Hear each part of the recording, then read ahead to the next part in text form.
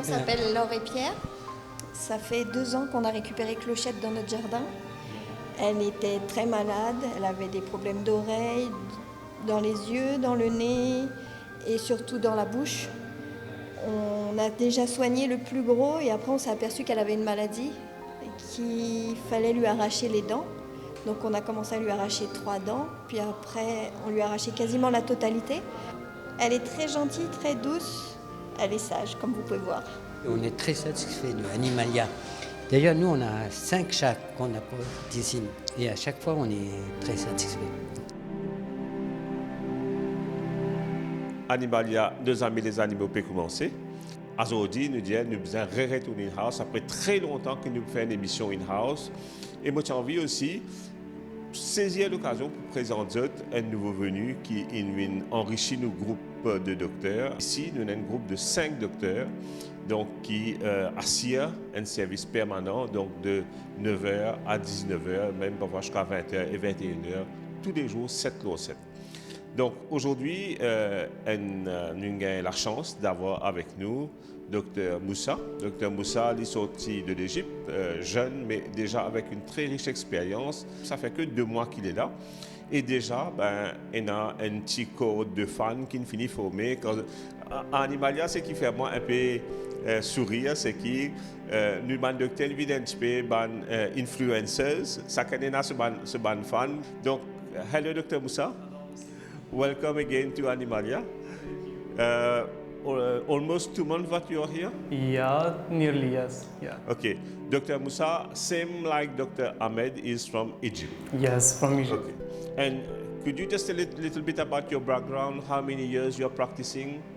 Okay, before I come to Mauritius, I'd like really at first I'd like to share my feelings about the place because it's really like an honor to be in Animalia or in Mauritius because it was my dream to be in Mauritius one day, so it's like my dream come true. Okay. So my experience in small animal medicine, it was 5 years before I come to Mauritius. It was in Egypt mainly. It was in small animal general practitioner. Okay. So it was about making soft tissue surgeries and internal medicine mainly. Okay. In Egypt, you have a lot of veterinary clinics where people like to have pets over there also? Yeah, in Egypt it's like it depends on the place of Egypt because we have 2 variated culture, so it depends on the place. But yes, in Egypt we have too many people that like their pets and give them the whole care. So we have in Egypt mainly we can have maybe 30 cases a day. So it reflects how people care about their pets. Effectivement, ça fait plus de 5 ans de pratique depuis qu'il est vétérinaire. Et il est spécialisé, par exemple, pour les docteurs humains. Il y a toute qualité de spécialisation. Il y a un généraliste, il y a un spécialiste, il y a des gens qui spécialisent dans les os, l'autre dans le cancer, l'autre dans le diabète, etc. Donc lui, d'abord, ça fait plus de 5 ans qu'il pratique. Et il fait sa spécialité dans les pet animals. Donc, qui fait parce qu'il y a un animal vétérinaire qui est spécialisé dans les animaux de ferme, et il y a qui est spécialisé dans les oiseaux, et il y a qui est spécialisé dans les poissons, et il y a qui est spécialisé donc, dans tout ce qui est chevaux. Donc, la médecine vétérinaire est très, très variée. Et c'est pourquoi, par exemple, quand un docteur qui est excellent en oiseaux, mais il a une belle expérience pour sa clientèle. Donc, Moussa, sa spécialité, ça fait 5 ans qu'il est spécialisé dans tout ce qui est small pet animal, donc principalement les chiens et les chats. Il y a nous qui est en Égypte aussi, les pets comme en Maurice, mais en Égyptien bien contents des animaux, donc je take care. I will ask you something very specific about leptospirose. Nous tous, donc après ça, docteur, pour expliquer un peu l'importance de la vaccination, parce qu'il y a toujours beaucoup de personnes qui ne peuvent pas vacciner les chiens. Et souvent, quand les chiens sont malades après, c'est très dramatique. Il fait soit impossible pour sauver les chiens parce que les chiens ont un système immunitaire pas développé, ou tout simplement, c'est qu'arrivé, nous ne sommes pas capables de donner soin qui besoin parce que justement, le chien n'a jamais été vacciné.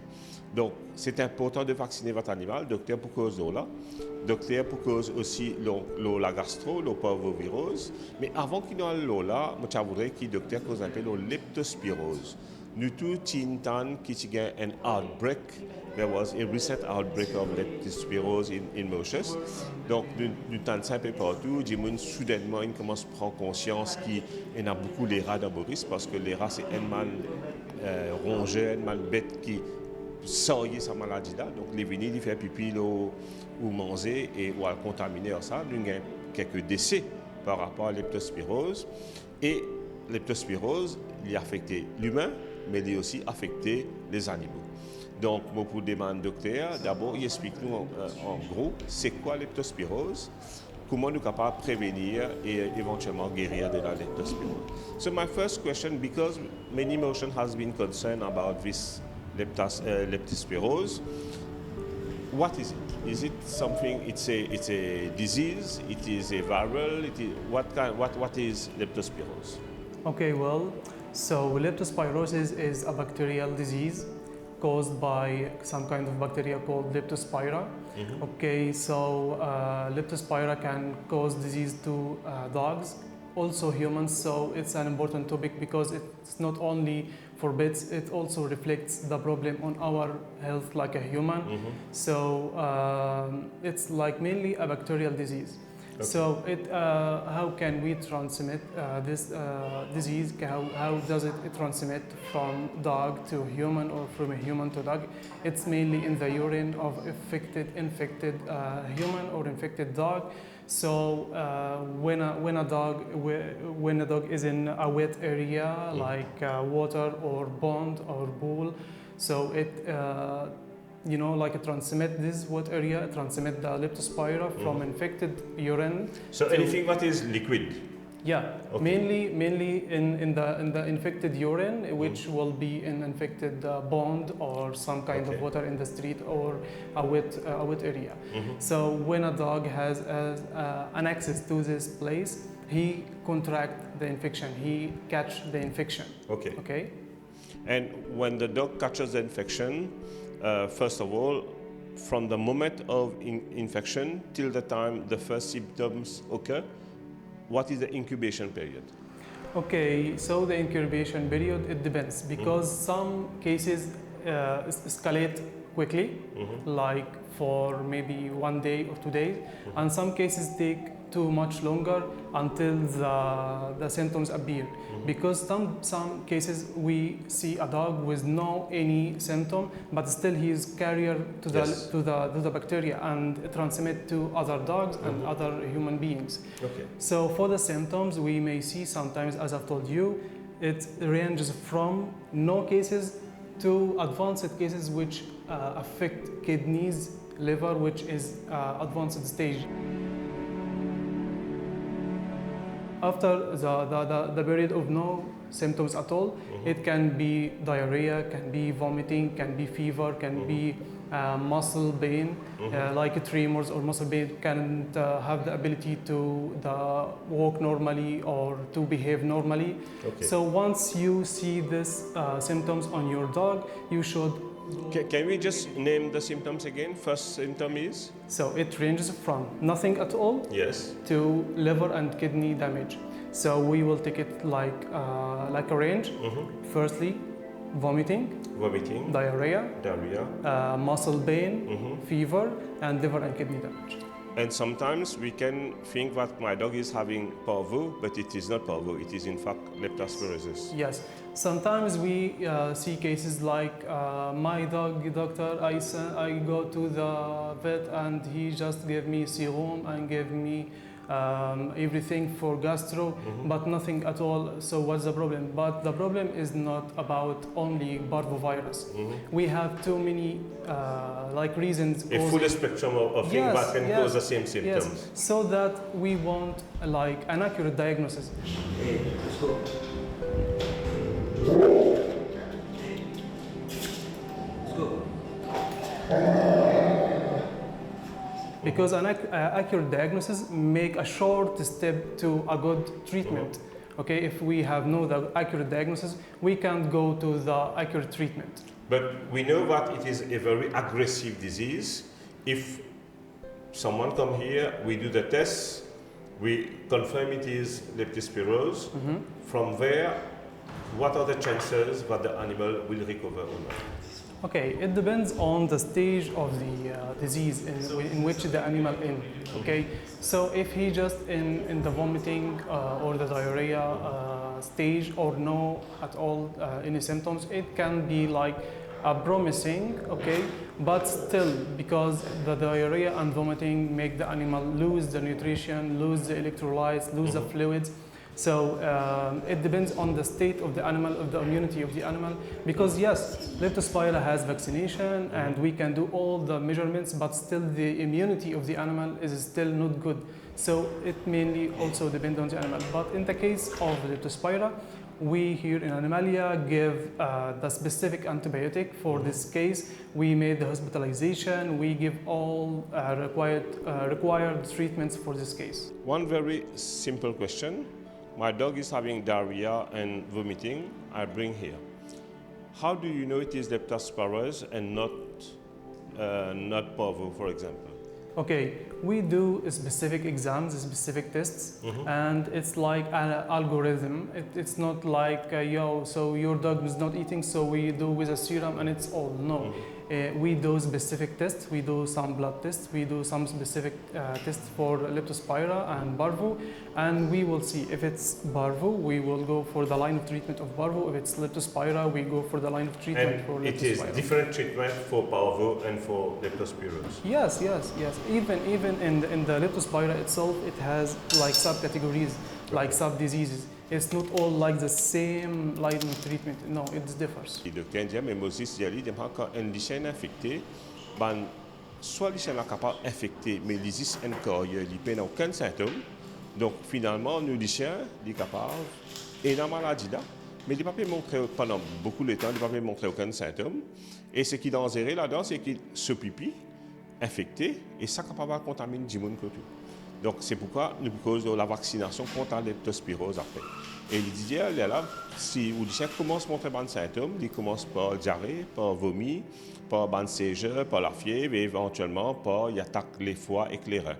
Et je vous raconte des histoires and I'm going to tell them the story of the husky that was diagnosed wrongly for renal failure when it was leptospirosis that the dog had.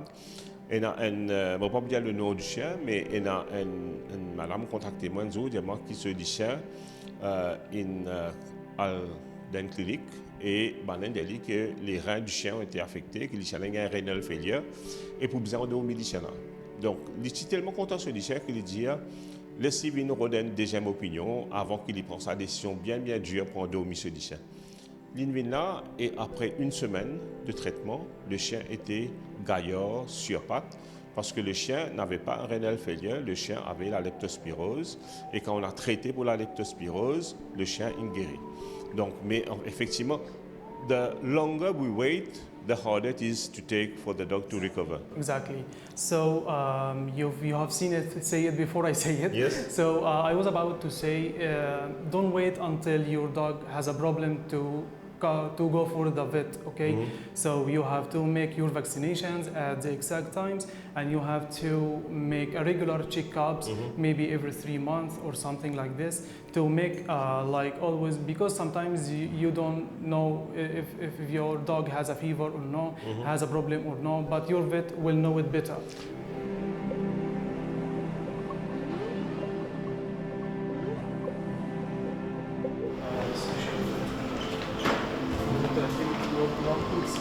A very important question. You mentioned that this disease can cross the human-animal barrier and animal-human barrier.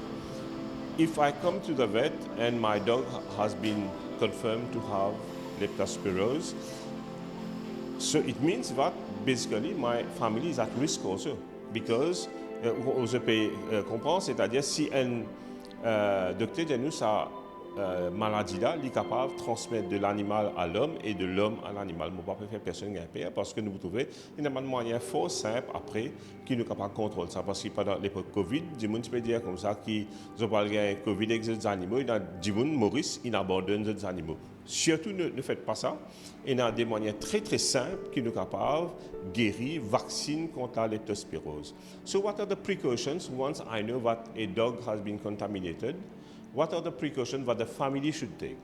Okay, once you know your dog is confirmed with leptospira, you have to take all the preventive measures like strict hygiene, like when you are using, when you have to clean the area after your dog maybe makes some urine or something, you have to wear gloves and you have to disinfect the area very well with various disinfection and also make a strict hygiene for all the family members. OK. Donc, les gestes élémentaires d'hygiène, pareil comme bon pour Covid, encore une fois, si nous occupons du chien qui est malade, nous laissons tous nos linges qui ne peuvent pas gagner l'urine du chien dehors, nous laissons nos sangs, nos souliers, et bien sûr, nous désinfecter, nous lamer, nous les pieds, etc., pour être sûr que nous prenons tout ce qui ne peut pas gagner accès avec donc fluide du chien, donc nous laissons en dehors la case et il va rentrer dans la maison et ça aussi externe à les autres membres de la famille.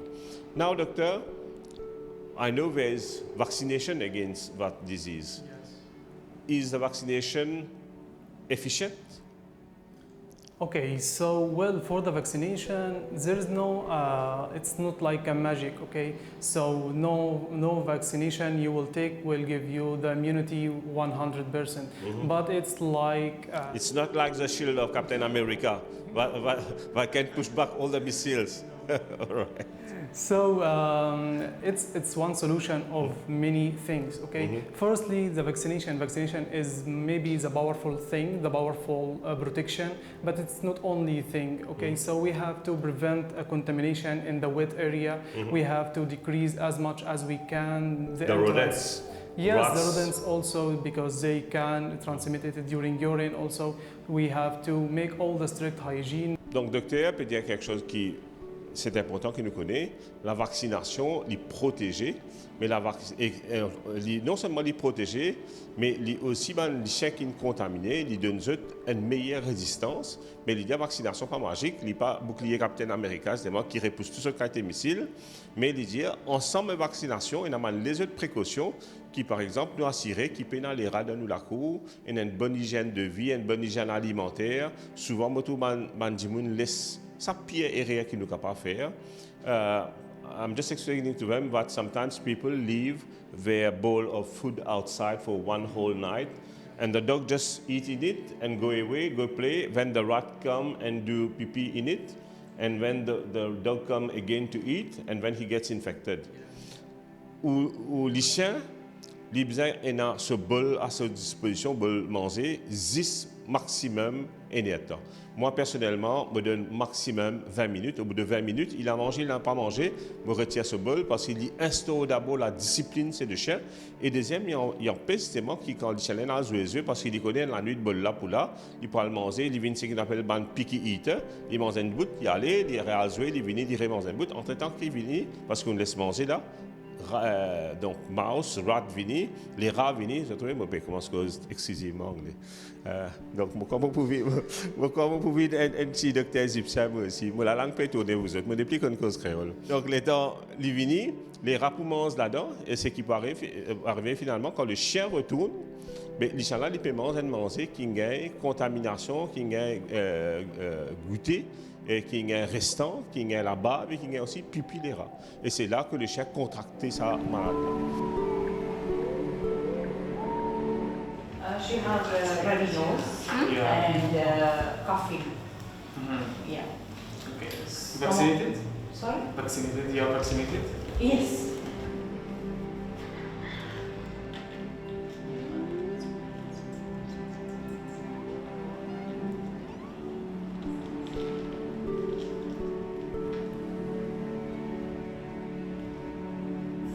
Moi, il y a des tutos qui me font consultation tout le temps, nous faisons ce traitement ici.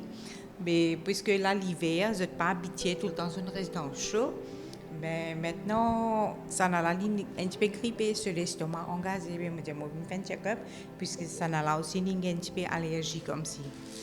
Maintenant, je fais un check-up. Ça n'a pas appelé Zoé, il y a 4 ans, et ça n'a la lyrexie, ça n'a aussi 4 ans.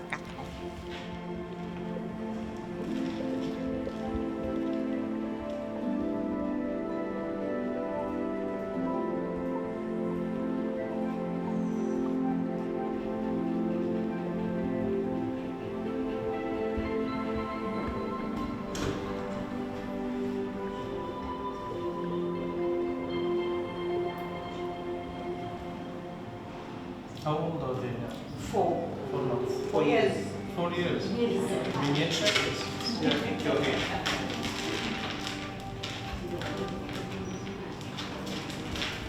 C'est membre de la famille. Parce que nous avons comment nous en former. Depuis 4 ans, vous êtes avec nous.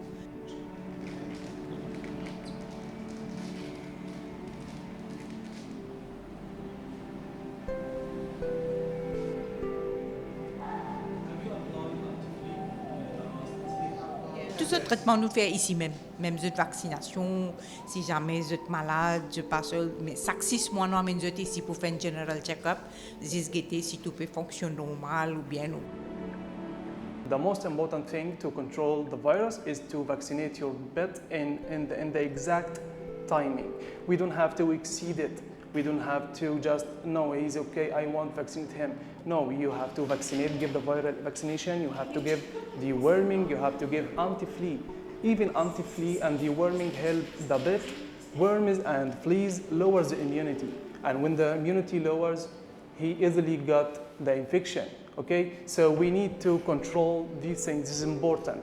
So about the timing of the vaccination, you need to know that when your dog is 45 days, you will have to take him to the vet until he give him the specific vaccine for the virus. So for the timing of vaccination, when your dog is 45 days, you have to go to the vet for the first dose of vaccination, and you will come back after 21 days and you have give a booster dose for 3 times of booster dose, and after the final one of the final booster dose, you will have to come back annually and like repeating 1 shot every 1 year. And this was for your puppy, but if you have a kitten, you will have to go to your vet at the time of the age of 60 days. And as I've told you about the dogs, you will have to give multiple booster doses. It's according to the place we are in, according to epidemicity. So we recommend 3 booster doses, and at the final booster one, you will have to come back annually also to make just 1 shot every 1 year. Je m'appelle Shilomi d'Animalia. Ça fait déjà 3 semaines que je travaille ici. Et honnêtement, dans ces 3 semaines, j'ai beaucoup appris. On m'a beaucoup appris justement avec les signaux et avec tous les vétérinaires. C'était un rêve pour moi d'avoir l'opportunité de travailler avec les animaux, et aujourd'hui, Animalia m'a justement offert cette opportunité. Et honnêtement, c'est génial. Le service, j'étais cliente ici et le service était top, et il est toujours, honnêtement. Mon tuto, il s'appelle Phoebe. En fait, je vis en Animalia depuis bien des années. Je ne sais pas dire combien de temps. Tout le temps, je mets mon tuto là, vacciné, qui est ben puppies ou soit ben grand, pour venir faire grooming. Mais là, quand je viens faire grooming, je trouvais qu'il y a un problème dans les oreilles. Apparemment, je t'appelle ça otite. Mais là, le docteur peut faire une injection et puis un médicament, un traitement 7 jours. Je me satisfais qu'Animalia parce que je donne un bon service à tous les niveaux. Bon diagnostic, bon personnel accueillant. Thank you so much, Dr. Thank you, Moussa. Mr. Your precious advice would be very helpful for all of us. And vous êtes sur le département, c'est-à-dire mon carrière vétérinaire dans les îles. Une émission Petit à sa fin, donc émission in-house, petit mais très intense. Nous trouvons un témoignage très très poignant. Et nous avons un super conseil avec Dr. Moussa. Vous trouvez dès votre homme serviteur qui ne peut dire secret, il vient qui anglais. Et donc, pour terminer, cette fois-là, on fait égyptien à cause créole dans eux. Bon, pour les docteurs Moussa, dis au revoir. Au revoir à tous. Bye bye.